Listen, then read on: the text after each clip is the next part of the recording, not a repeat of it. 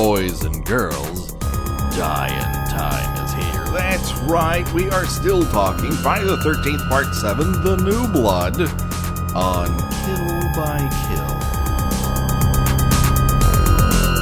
Well, greetings and salutations, Internet. It's your old pal Patrick Hamilton, coming to you once again from Camp Crystal Lake, or at least the dock that an old dead body used to be chained to the bottom of it, as close as we can possibly get anyways. And this is the Kill by Kill podcast, where we are dedicated to celebrating the least discussed component of any horror film, the characters.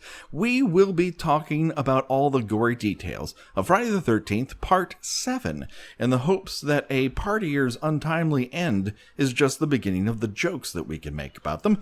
And as always, there is only one person I trust to make sure that if I'm just going to do a little bit of a touch-up, honey, she's going to make it happen. The one and only Gina Radcliffe. How you doing, Gina? I'm good. I'm still recovering from our birthday potiversary extravaganza. I've eaten nothing but midnight snack shish kebab for the past 2 weeks now. Frankly, I'm a little tired of it. I'm ready to try something new. I did not know the Pandora's box that we were quite opening when we started talking about shish kebabs and whether or not they are a midnight snack. There were a lot of opinions online. Get out of town. People online have opinions, specifically about shish kebabs and how long their preparation time is. And I think all the evidence leads to shish kebabs are not a fucking midnight snack, people. It's not okay.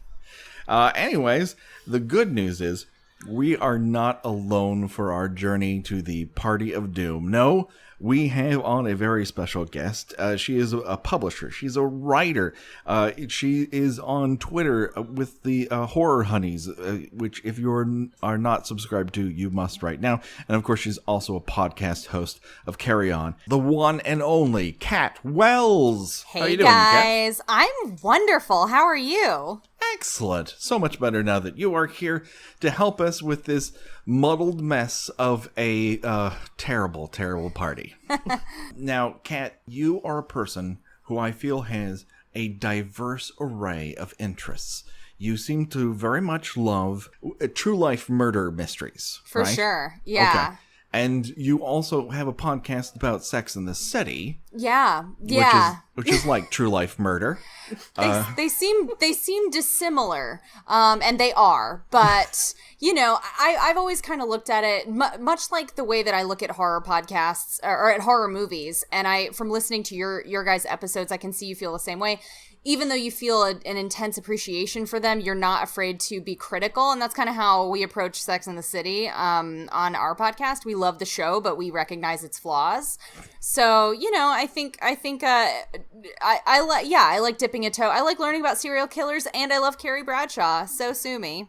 No, I wouldn't have it any other way. The world needs more people with diverse interests. We don't need to define ourselves by one thing. And that being said, this is a podcast where we define ourselves by one thing, and that is where you first saw a Friday the 13th movie. Where in your life did you first come across it? I have a very clear and simple answer for this. I have an older brother. He's about 6.5 years older than I am. And I'm almost positive that the very first Friday the 13th I ever saw, which continues to be my favorite sequel, was Part 6, Jason Lives. Mm-hmm. I'm sure we rented the VHS from the video store and we would watch it over and over again. I'm guessing I was 10 or maybe a little younger. So that was my first introduction to Jason. Was campy, meta, jokey, sex, like all the best things about the series, Zombie Jason. That was my first introduction. And then of course later I saw all the rest of them. Pouches, misogyny in the woods, RVs that don't catch on fire, everything. Alice Cooper music. Yeah, that's right. Yeah. Which upon listening to the party music in our particular section of the movie for this episode, I pine for the days where our ear holes were filled to the brim with Alice Cooper and Felony, as opposed to whatever the hell is going on here.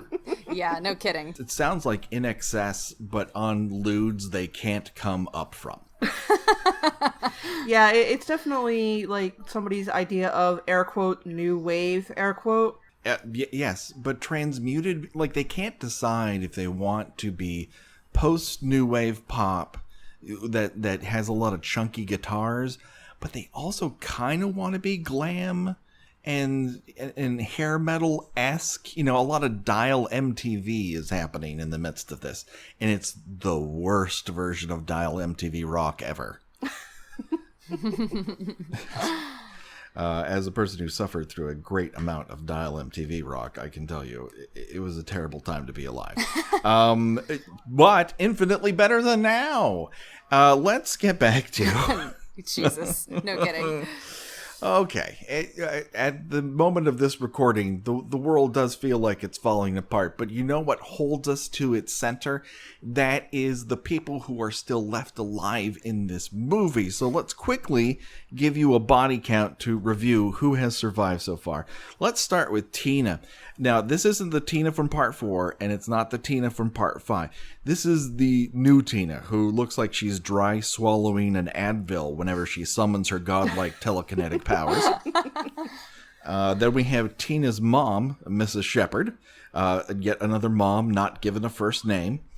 Fun fact about Mrs. Shepard, she was the hair model for all of the Lost Boys.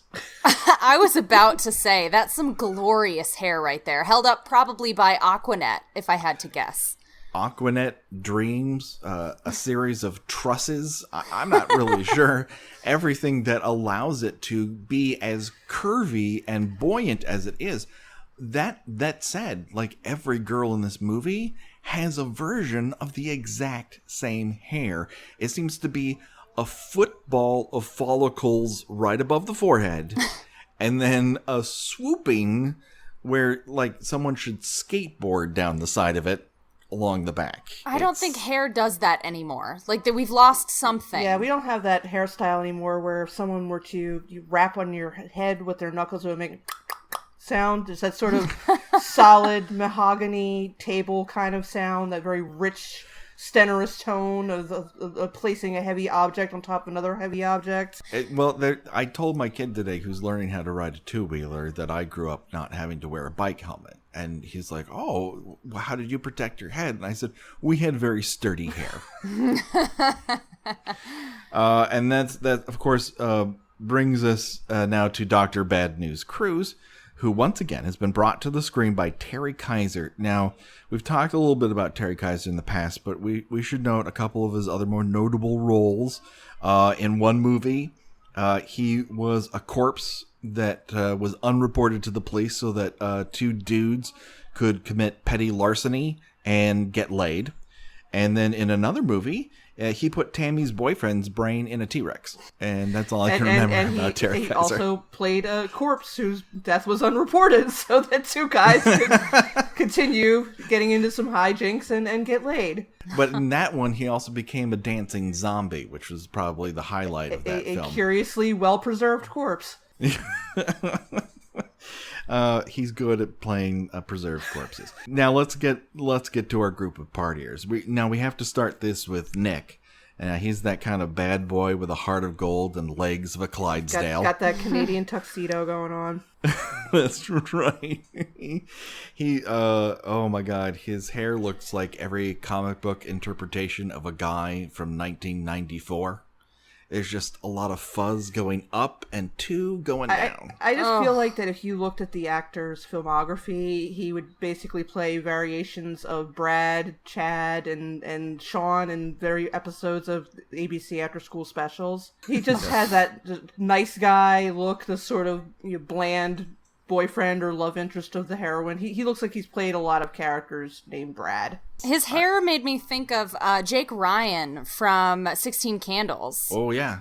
Yeah, I can really see that. It's actually like I'm, and even though like if I saw a guy with hair like that today, I'd be very confused. I feel like there's something about that hair from watching 16 Candles as a kid that makes me like automatically think that person is attractive, which is counterintuitive. Which shouldn't be true. It's rote at this point. Like some part of this has infested your DNA and it's culturally oh, attractive person. No, Yeah. not really. I've gotten a look at this person, what he has to say. And how old is he supposed to be in this movie? How old are any of them? But he's like, he looks We've 30. established that it is unclear how old these characters are supposed to be. Okay. I think Tina is supposed to be maybe 18, and the people at this party range in age anywhere from 18 to 35. It's a very interesting party. It's a key demographic. It's I find that on an anthropological level, this party is very interesting to observe, because we're at the point where it seems like there's 4 different parties going on, and none of these people are interacting with each other very much, except to occasionally glare at each other. The only thing that holds these people together is this mysterious Michael, who we only get to meet for like 10 lines in the entire movie. So we don't know what it was about him that all these people were drawn to. There's your spinoff. But none of them seem to like Michael very much. This is something we'll get back into when we talk about they're Ben and less Kate. concerned that he hasn't shown up. That, oh, can you believe this asshole doesn't show up for his own party? Well, maybe you should be a little worried that he's not shown up for his own party. Well, at one point, they were talking about how they were pretty much convinced he had been pulled over for driving while intoxicated. So he doesn't have a great sort of Q rating amongst this group. And yet they've all dragged their asses up to New Jersey to party with people they do not care to hang out with at all. It's great. Oh boy. All right, so let's get into a few more of these terrible partiers. Let's start with Eddie. Eddie is kind of a nerd, Eddie is the audience supposedly. surrogate. Let's just face it. Yes, and like all audience surrogates, he's terrible, so that you should feel terrible because everyone is terrible. Audience surrogates are worse than paramedics in the world of Friday the 13th. Eddie's a nerd so devoid of personal moral turpitude that he's willingly makes fun of a young woman who recently exited a mental health facility just because a pretty girl asked him to. The 80s, man.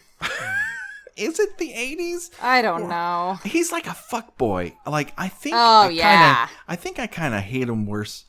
Well, I should apologize to Shelley.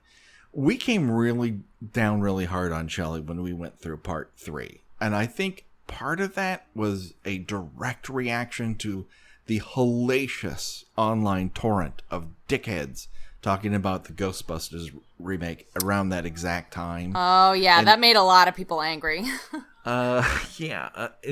In for no fucking reason. Yeah. But Gina and I had enough. And I think we took it out on Shelley. Yeah. I think Shelley deserves some of Shelley it. a bit. Oh, But poor Larry Zerner, who is the nicest man on earth, he heard it. And he's like, "Oh, you guys really do not like Shelley." oh no. And I felt bad.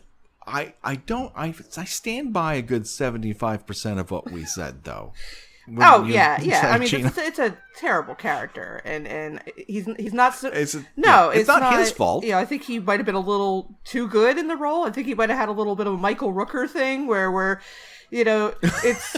I mean, capable of seeing Michael Rooker as anything but Henry Portrait of a Serial Killer. But even when he's a blue fin alien, who I claims just cannot he's see Mary him Poppins? as anything else but dropping a television on someone's head. I cannot. I don't know how this man has maintained being married and having children or being in the same room with anybody else.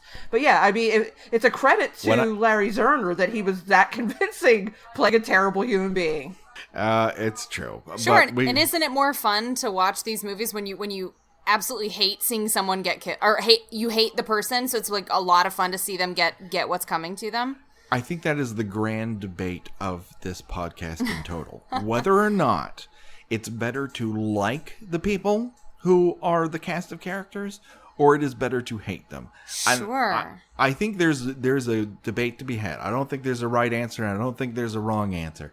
But I'll tell you right now, if part 5 is the example of a group of people you hate, and that's why you enjoy watching it, Yeah, no, they tried that and it didn't work, and I could spend a lot of time autopsying why it didn't work, but I don't know that I'll ever be able to come to a solution because the people in this movie aren't terribly likable, with the possible exception of Tina and Nick, and yet it was a far more enjoyable movie. That's well, I think it's accomplished with more joie de vivre. That being said, let's we're rounding the corner here. We just have two more. The first one's Robin, who's a complete turd to her friend for no fucking reason, other than she is desperate to have sex with a stoner slob who named compliments David. her by saying, "You hardly sweat at all." I think that's my favorite line in this entire movie. I think it is the best written line. It is the best delivered line. It is the stupidest compliment and maybe And the she's best. just melting over it. I mean, within minutes, they're in the sack. Yes, that is the gateway to her heart. It's like the thing she's always wanted to hear. But I think the thing she always wanted to hear was, "I want to sleep with you," and then that's all it took. I'm not shaming her for having a desire to catch some dick. That's more power to her.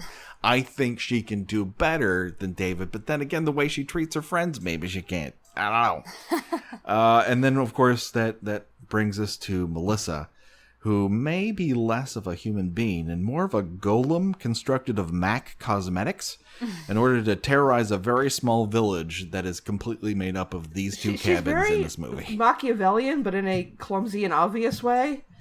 Like I do think it's funny that she attempts to hit on Nick. He's not having it.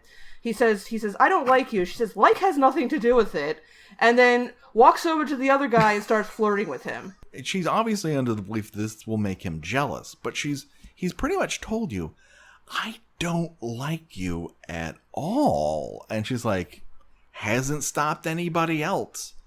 Maybe it should have. Yeah, she's got moxie, this one. Moxie, or she's a psychopath. Yeah. I can't really determine. It's one or the other.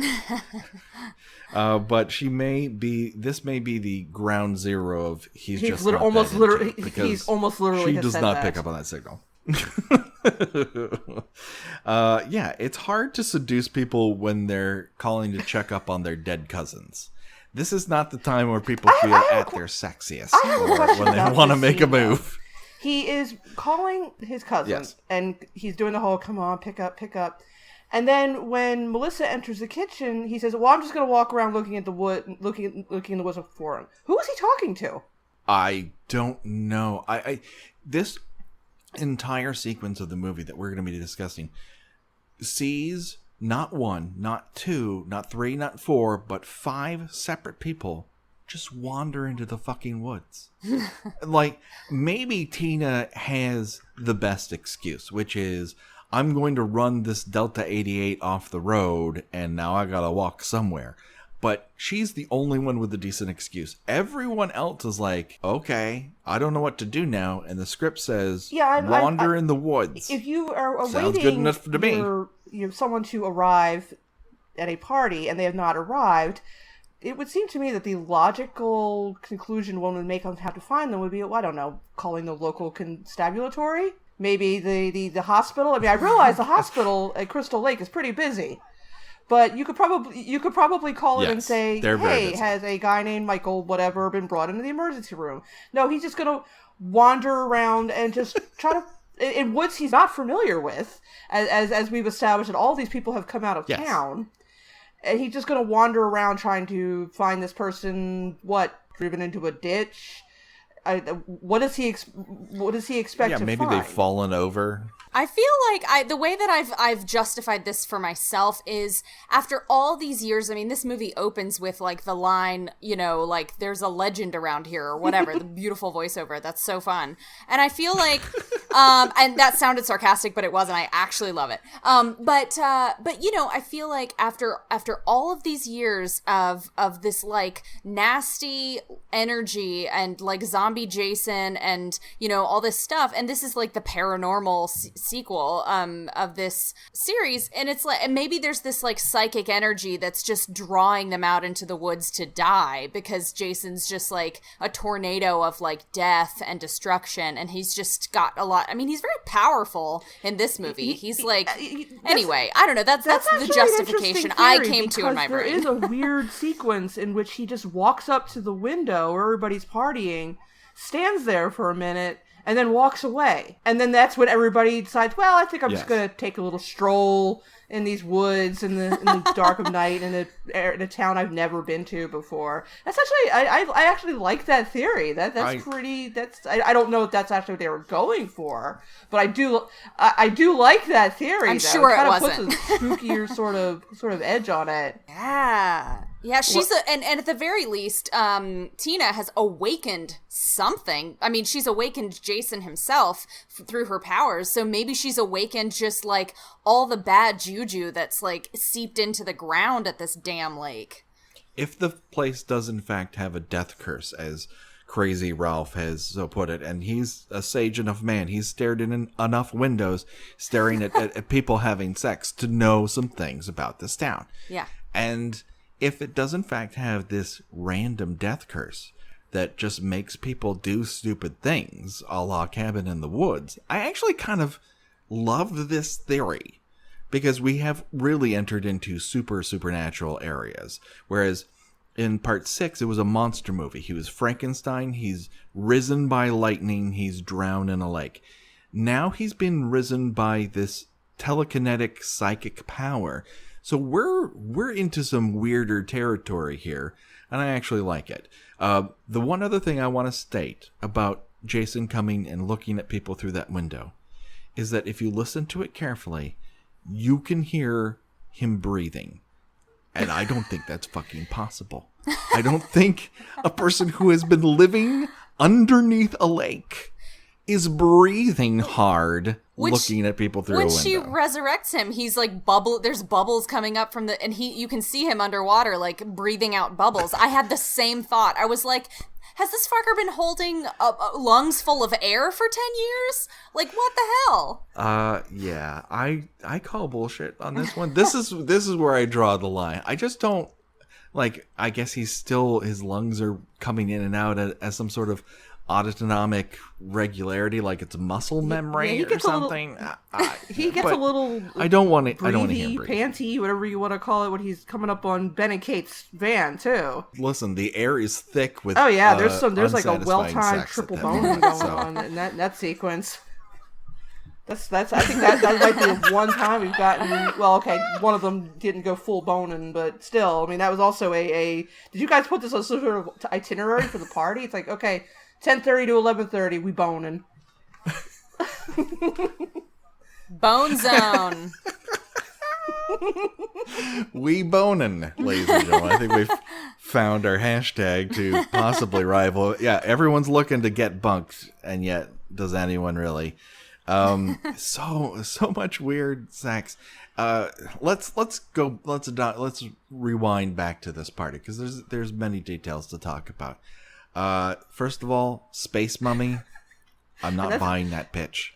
I'm sorry. I was gonna say that's your bread and butter. You know about pitching, and Space Mummy's not gonna make it in this competitive entertainment industry. In this market, that's Space Mummy ain't gonna land you on the blacklist. Can I tell you right fucking now? That's not IP that I'm getting down with. Secondly, well, we've already discussed You Hardly Sweat It All. But the nice thing about You Hardly Sweat It All is that is the straw that breaks little Maddie Dublin's back. She's sick of this. She wanted to have unsatisfying sex with that stoner, and there is her girlfriend almost totally ready and lined up for the Get Bunked-a-thon that's about to go down. And so she storms off and heads upstairs, looks herself in the mirror, starts manhandling various beauty products, almost does her nails, and then decides, nope, I'm going to do lipstick first. Wait, before I put something on my face, I'm going to take my glasses off so I can't see anything. It's a very 80s movie, I would say, this one, and part 6 are very much playing into the 80s pop culture. So of course, naturally, it's inevitable that there would be a makeover scene in a movie that absolutely does not warrant one. Not that any movie really warrants a makeover scene. I mean, I could start a whole separate podcast about my strong dislike for makeover scenes, but this one especially, it's just such a weird moment that this is this character's, I'm gonna go and get my man, and go through all the trouble of putting on what appears to be a dress with no pants and a lot of makeup that ultimately makes her look about 30 when before she looked like she was about 17 or 18. Why is being fancy to women in this movie, and really the 80s in general, it's like they're working for Trask Industries or something. Like, it's Working Girl. Like, what's happening? Why is looking it's a sexy very hard looking look. like your mom? She kind of looks like she should have been in heavy metal parking lot afterwards. Well, as we stated in the last episode, she's having her own ZZ Top lady transformation, where she goes from just working in the shoe shop to then putting on high heels, and oh my god, guys, that lady's got legs. And then people throw their milkshakes up in the air. They just can't believe it. The other thing that bothered me is who I forget the line, but that bitch tells her, you need a little upgrade or whatever. Yes. And then she gives herself a little upgrade and then says, a little upgrade my ass. It's like, yeah, no, but you just did that. Yeah. And you seem happy about it, so maybe your friend just gave you some good advice? I don't know. It's not she's falling into the trap. Like, she's like, how dare you tell me something that I need to do? I'm gonna go do it. That'll show you. Yeah, take that.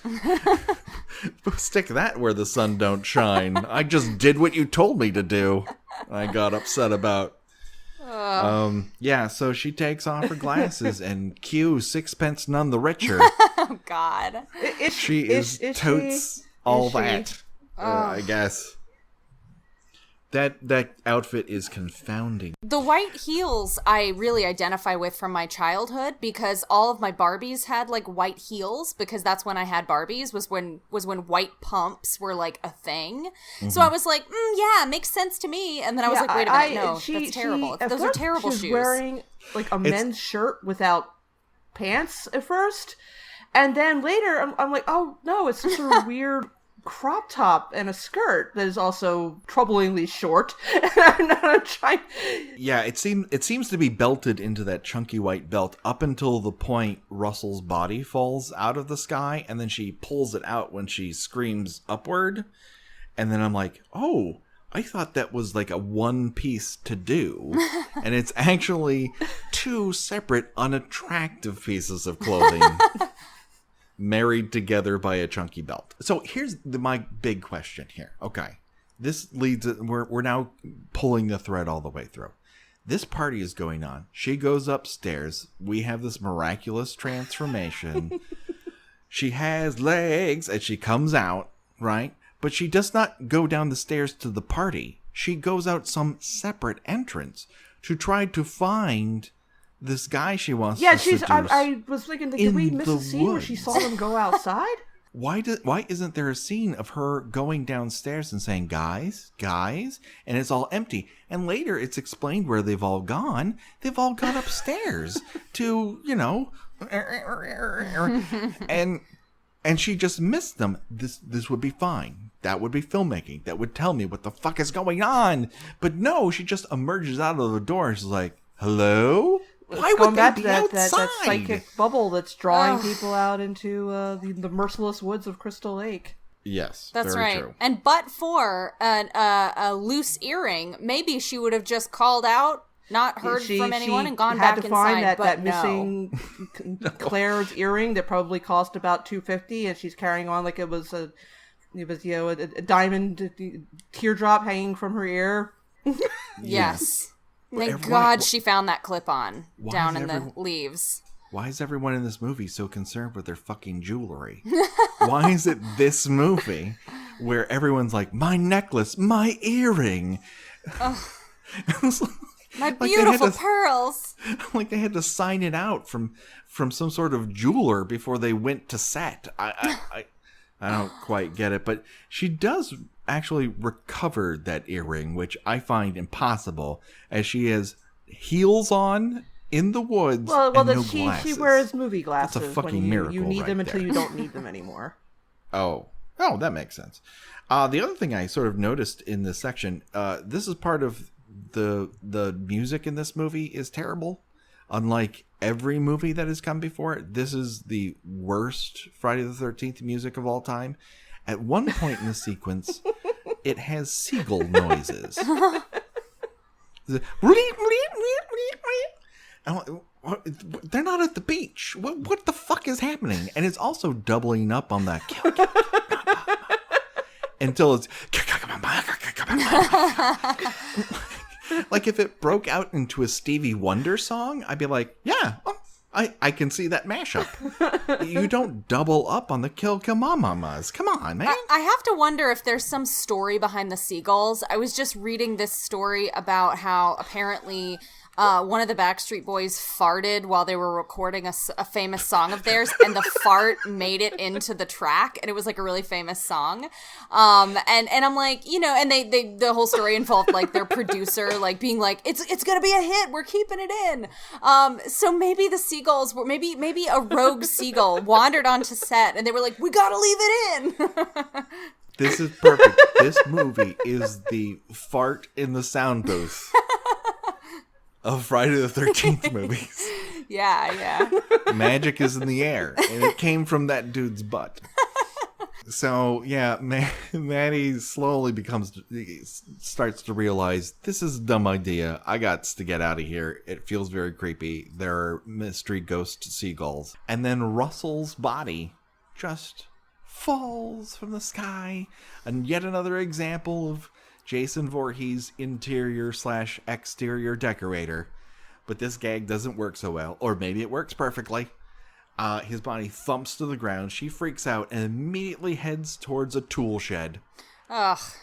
Yeah, she's maybe, about 20, 50 feet away from the house? Yes. No, this again, people have caught Friday the 13th disease. Things they knew how to do before, like walk into a house. They get confused and they go, oh, walk into tool shed. I'm beginning at this point to think that Jason Voorhees read The Secret and like has been like bringing good vibes to himself, because not only are all these teenagers just like, they come resurrect his ass from the water and then they're just all there for the picking, but now one of them wanders into a tool shed and he gets to come in and be like, which fucking terrifying implement will I employ to fuck shit up? Like, he's no one's ever been so lucky. No serial killer has ever had so much, good fortune as Jason in this movie. Yeah, I mean, everybody in this movie just folds in his presence immediately. I mean, she runs into a shed with, I'm pretty sure there's an axe and some sort of spiked thing, and then the scythe that he eventually uses. She doesn't even look. She just runs behind this flimsy wall and just breathes and sobs as loud as she possibly can. It's so loud. While refusing to let go of her $20 Contempo casual shoes. Yeah, I don't know if she's trying to pull a sort of atomic blonde maneuver where she's going to stab somebody with her heel, but that heel's a little too chunky for that. I think you might get a nice contusion, but you're not going to get penetration. Sorry, Maddie. That's what he said. That's right. That is exactly what he said. So, yeah, this is when we get a nice Jason Voorhees likes to break through things. But this time, just his hands. That's all he needs. And he managed to bust through this thing while holding a scythe, because he's got the Voorhees family forearms and he can hold on to anything. And so that's it. R.I.P.D. Maddie Dumplin'. You deserve better. We hardly knew ye. we hardly knew any of these people. Yeah, I don't think that they'll be missed. I every time I've been watching this movie in sections, and every time I've forgotten their names anew. But in particular, the Crystal Lake Gazette would probably state for this, like, massacre, 9 bodies found, world a better place. Nothing of value was lost. We're all okay. It worked out for the best. I don't know if that's journalism, but, maybe that's why I'm not a journalist. So let's then rewind just a tad, because there's a couple things that happen in here that should be discussed. One is that Mrs. Shepherd, whose hair is like a beautiful sphinx, finds this mass of paperwork and recordings that are queued up to just the right moment for her. Of course. So that she can discover that Dr. Bad News is not trying to help her daughter at all. He's trying to make her into a crazier person so that, as Nick White said on his episode, he can finally get her on late 80s Oprah for an episode. And that's when the money just starts piling in. And she, of course, takes umbrage to this, and he fiddles with the wrist of the sleeve of his sweater a lot, like he's winding a watch. Well, I don't know what's going on here. You missed the part where whose body did he discover? Well, he didn't. Oh, he discovers Michael's body. Right, and he finds the tent spike, and the way he reacts in this scene is so inexplicable. He picks up the tent spike, and of course, I'm thinking, you shouldn't pick that up. Your fingerprints are going to be all over that. And he slowly walks towards the body in a way that one is supposed to comprehend as sinister, I guess. And then he drops it like he just took a pan of biscuits out of the oven. And then it holds his hand like he's been burned. And I'm like, okay, what just happened here? I don't know. Did he suddenly remember, I probably shouldn't be picking up this weapon that was used to presumably murder this human being whose body I've just found? But Gina, you know how Crystal Lake CSI works. Like, they're gonna check for fingerprints. They just grab it with their bare hands and put it in a plastic bag. Exactly. and then he spends the rest of the scene up through talking to Mrs. Shepherd just rubbing his hand. And I'm like, what is the audience supposed to take? I mean, we know it's not him doing this. So I'm not sure why the movie suddenly does this weird left-hand turn into implying that he's even more sinister than he actually is. He's plenty sinister enough. You don't have to have some weird subplot, well, maybe it's him that's doing this. No, we know it's not him. Does he think that Tina's doing it? Does he think that Tina somehow mentally, because he knows that Tina can make a TV move wobbly on one string. Does he think that Tina can shoot out a tent spike and gut a guy and put him in a tree? I don't think, because he doesn't know anything of Jason Voorhees at all. I don't think that, how he wouldn't. I have no idea, because you would think this would make the national news at some point.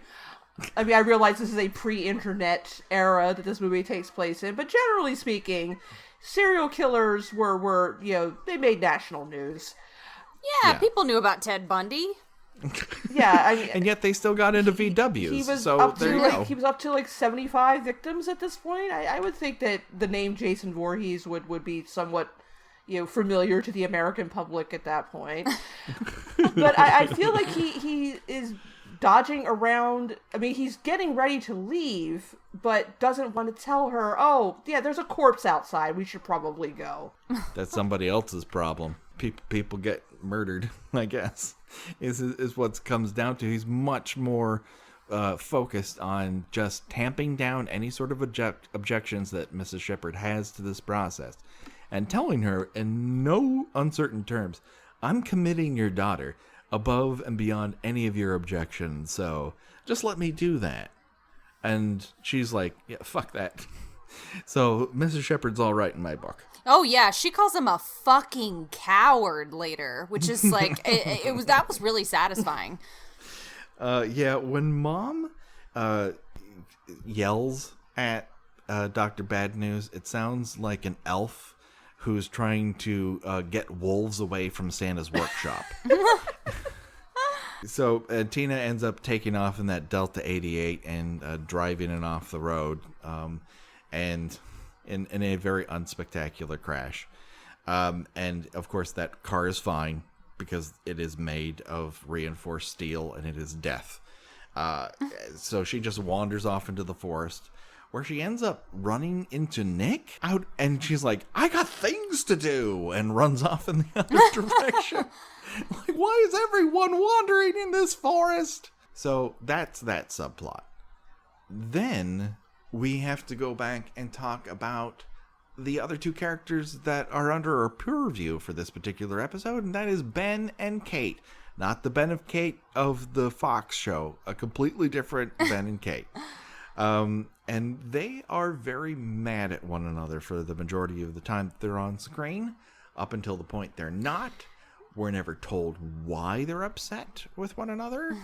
Any guesses? He made comments about the fact that she's dressed like the neighbor from Small Wonder. It's a cosplay. It's cosplay. She's got those acid wash overalls on. That was a good look, as the kids say. Maybe she's mad that he never takes her out to the back of a van for a really romantic sex romp. She might be mad that he never takes his pants off when they have sex. I noticed take that his pants too. off. He not only that, I don't think he took his shoes Yeah, off. he definitely hopped out of the van with shoes on. Now, I'm not going to ask any of you ladies for any sort of sex experience in the past in which a man has kept his shoes on. But from my perspective, I will come out and tell you right now, unless I am having sex in the outdoors of itself, I take my shoes off. That's the least I can do. Oh, I can't even tolerate leaving socks on. Oh, I mean, maybe if it's like, very cold, if you're out camping somewhere, but if you don't take the socks off, you could fuck right off with that. I feel very, very strongly. I blame Fast Times at Ridgemont High because I associate leaving one's socks on during sex with Mike Damone. oh my God! You are giving me a moment right now. I was like, where have I seen that image in my nightmares? No, Fast Times. The biggest scumbag in 80s teen pop culture left his socks on during sex, and I cannot disassociate it with that. What a piece of shit. Gina Radcliffe, ladies and gentlemen. That's right. She has things. Bow the fuck down. She has things to say. I approve of that rant. I wholeheartedly. So, if you were an asshole for leaving your socks on during sex, imagine pants and shoes. It's just... And whenever it cuts back, they have another piece of clothing on. It's like clothing spontaneously combusts onto their body. It's like it's their mutant power. But back during the party when they reconcile from the fight that we know nothing about, she looks at him and says the strangest goddamn thing I've ever heard, which is, I love you, squid face. Is that what she said? I know she called him something. It's like, she called him Squid Face, or... I turned on the closed captions so that I could be certain. Wow. That is not... Is that a pet name that you have given him? Also, he implores her to hit him, and then at one point she does, which makes me think that's part of their sex play. It's squid face, pants and shoes on, light slapping. I mean, don't kink shame, Patrick. Oh, I'm not yucking their yum at all. I'm just trying to get to the nut of the problem here. Yucking their yum. I'm putting that in my back pocket. Oh, listen, kids on the internet, they'll tell you almost anything. That's not mine. So they end up getting back together, and during the hour of boner power that this particular cabin has, where everyone goes, all right, we all have sexual partners, break. And they go off to their separate corners. Ben and Kate decide, hey, that van that our friends used for sex the other day, let's use that van. Which is decorated with birthday party decorations, which made me wonder, were they going to have the party in the van at some point? Yeah, why didn't they take all the decorations out? I mean, you could have more vivid, really done up those 2 hockey sticks that are in there with more decorations than they already did. Why leave it in the van? Swing for the fences, party decorators. That's what I have to say. I'm honestly really thankful that they all dispersed to like separate private places to have sex, because I just rewatched Chopping Mall, where all of the couples are just having sex in the same room. Yes, that takes that just has an energy I'm not okay with. Again, if that's your thing, I'm not saying it's wrong and I'm not saying it's bad. I'm just saying I don't want to buy any of that furniture, and I also do not want to be part of your sex party. There has been, on occasion in my life here, living in Los Angeles, a town I was born and bred in, that I have wandered into a situation where I begin to wonder, is group sex about to happen here? And then it never does, and I always feel weird about it, but then I'm like, I don't know. That's like my spidey sense. Is group sex about to happen here? And then it doesn't. So I definitely know when group sex is not going to happen. Wow, that's like Karen in Mean Girls saying her boobs know when it's raining. Yeah, pretty much. Pretty My much. boobs know when it's raining, non-group sex. Well, that's pretty good though, because that'll actually prevent you from being in any like awkward like ice storm type of situations. Yeah. For sure.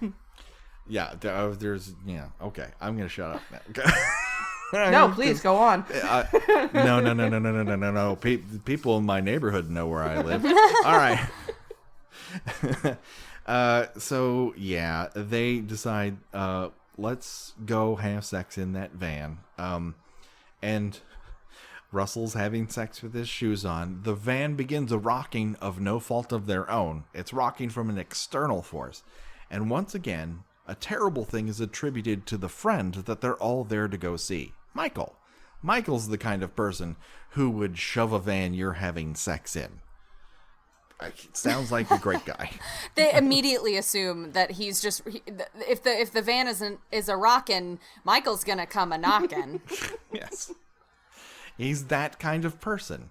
So why the fuck are you hauling your ass up to New Jersey to celebrate this asshole? He sounds like a real dick. He drinks and drives, and Yeah. he interrupts you when you're having sex.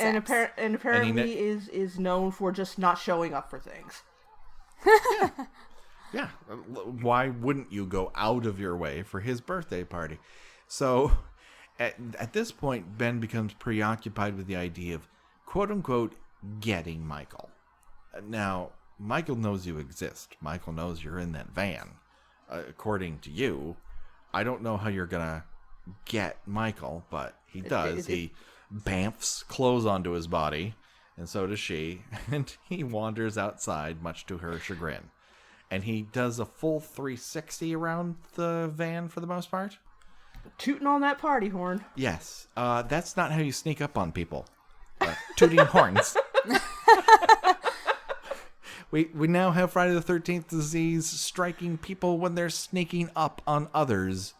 They're tooting horns like you do. You've got a horn, you've got to toot it. That's just the way the world works. I don't know. It's the way this world works, unfortunately. And as a result of this, he gets crushed vertically. His skull gets crushed vertically, I guess, by Jason. Is that what they're going for, Gina? Yeah, again, we've talked about how the last couple of movies have been fairly bloodless in their kills. Yes, I think he just kind of did a little grape squishing of his head. Yeah, it's a different angle than he's used to. He's usually going for that vice-like grip here, and this one he goes up top and up bottom, which is a very awkward grip. It is, but he figures if he doesn't challenge himself sometimes, he'll never. It's all about gains. You know what I mean? Yeah, that's true. Yeah, he's still testing out that super strength that he gained in part 6. Yeah. Yeah, we don't get as many, oh shit, I can do that looks from him in this movie, but he remembers that. We get more, oh shit, she can do that looks. That's right. Yeah. We get a lot of astonishment later on in this movie. It's fun. Jason. It's pretty fun. Oh, I have stated that I actually like this movie. I don't believe it to be a good movie, but I do like it. I think it's funnish. I re-listened to the Boys and Ghouls episode we did a 2-parter on the whole series, and I was like, I remember not feeling great about this movie, and I re-listened to it, and I used the H word. I said I hated it. Ooh. And I know.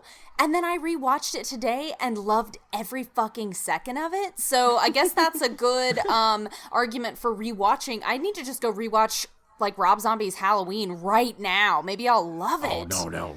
You don't have to do that. You're right. That feels like... No, listen. You gained something today. I did. Don't take it away You're right. So quickly. You're pulling me back from the ledge. Pull me back. I need to calm down.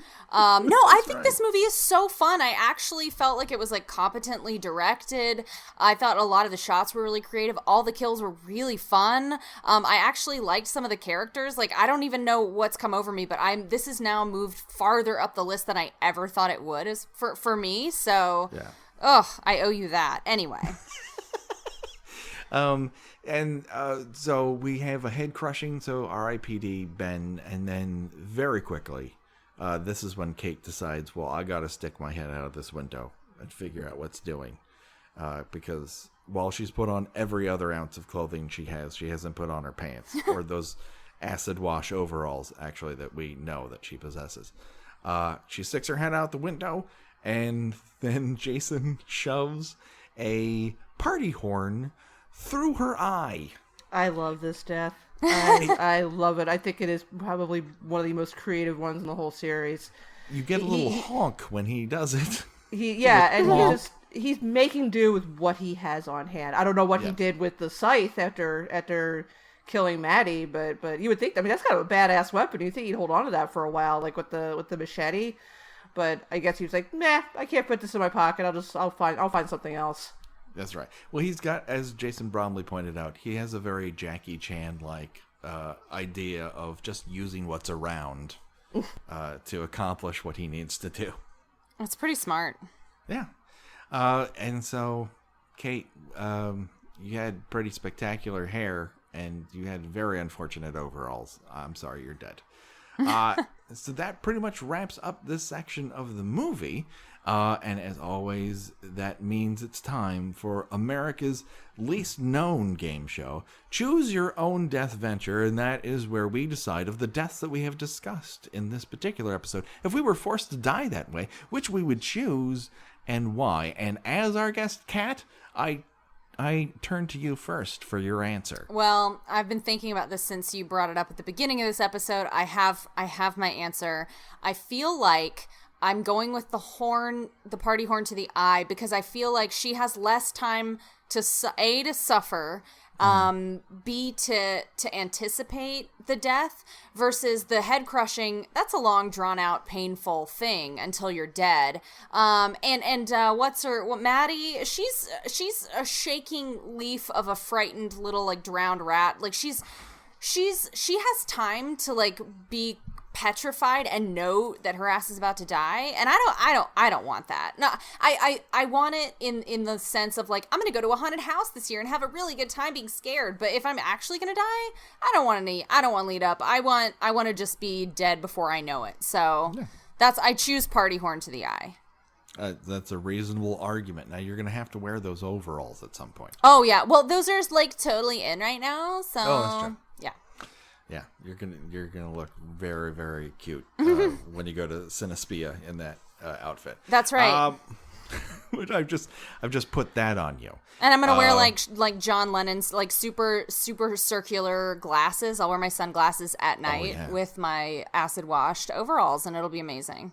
I don't know why everyone in this town has decided that wearing a Children of the Corn hat is acceptable, but everyone has.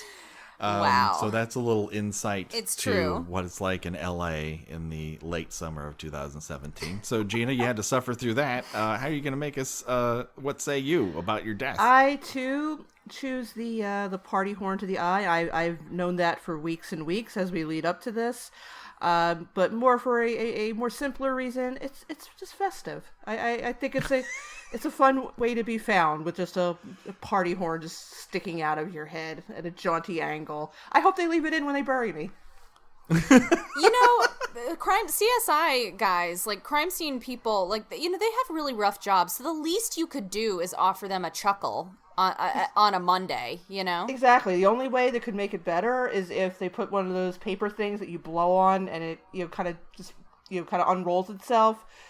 If they could just put one of those just kind of hanging out of my mouth, I want to be remembered as a fun gal, a good time person. There's no way to do that than to be found dead with a party horn in your face. Exactly. Yeah. 3 for 3. There's no better death in this sequence than the party horn through the eye. And the fact that it gives a little honk when it happens is the best piece of ADR in the entire movie. That and hearing Jason squish when he walks, which I kind of like. He's like a maggot sponge. Ew. Nice. Oh, God. Well, before he was just dry, and now he's been marinating in Crystal Lake, so everywhere he goes, he's just dripping. And people can't seem to smell him, which Gina and I have found odd now. This is the sixth movie we've discussed with him. And how people do not smell him coming from a mile away is baffling. I never thought about that. He probably smells absolutely gnarly. Yeah, and yet he's able to sneak under people's beds and bunk them. No one has a problem with this whatsoever. He's a smelly man. We all have to confront this. He's that one guy you knew who's like, oh, I don't believe in antiperspirant. I'm natural. And you're like, okay, it's dude. The pheromones. The ladies love it. Oh, pheromones. Man, dudes love to name check pheromones where you're like, yeah, you need to take a shower. So that pretty much does it, unfortunately, for this episode. But that leaves us with good news, and that's to find plugs where people can find out more about you.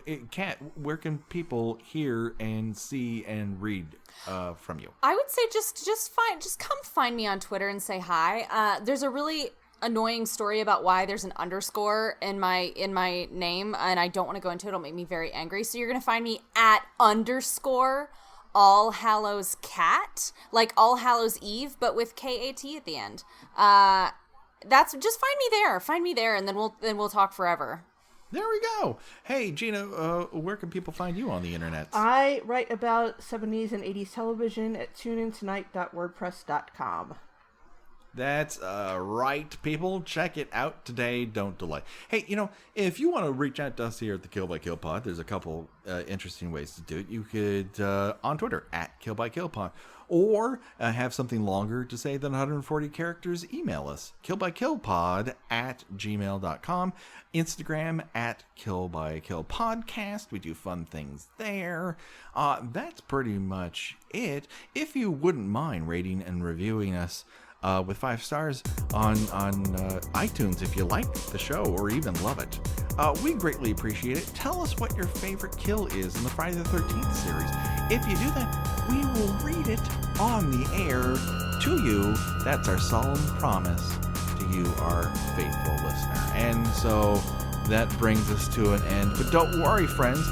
The body count continues next time. And so for myself and for Kat and for Gina, bye-bye, everybody. Bye. Bye.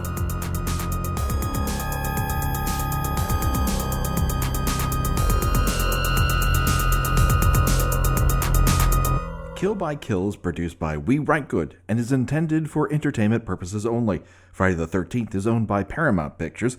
Jason is owned by New Line Cinema. No infringement is intended.